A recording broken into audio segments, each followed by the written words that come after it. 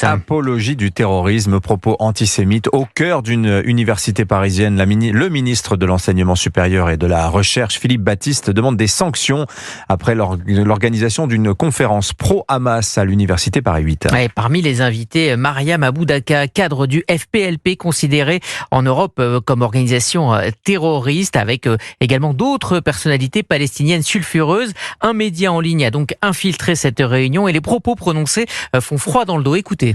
Condamnez-vous le 7 octobre ?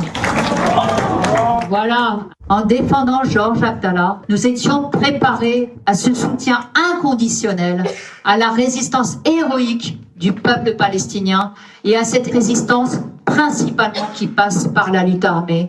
Et donc le 7 octobre, nous y étions prêts.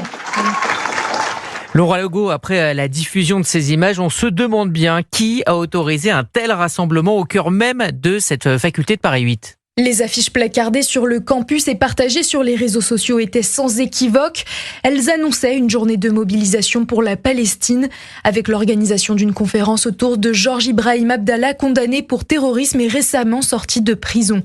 L'Union des étudiants juifs de France a alors alerté la faculté, comme l'explique son président Youssef Murciano. On savait que ça allait dépasser les bornes. On a prévenu l'université quelques jours avant. L'affiche circulait, les choses étaient connues. Quelque chose aurait pu être fait en amont pour empêcher la tenue de cette conférence. L'université était prévenue, mais Paris 8 a tout de même autorisé l'événement, alors qu'elle était en mesure de l'interdire, selon Ruben Strachan, délégué national de l'Uni, un syndicat étudiant. La présidence de l'université aurait très bien pu refuser l'événement, comme ils ont tendance à le faire dans d'autres universités. Il existe différents motifs pour justement ne pas permettre à certaines conférences d'être tenues. Dans ce genre de cas, ils ont tendance à invoquer comme motif risque de trouble à l'ordre public. Dans un communiqué, Paris 8 se défend. Malgré les affiches à l'effigie d'un terroriste et les alertes, l'université ne savait pas et affirme avoir été piégée par les organisations d'extrême gauche. Alors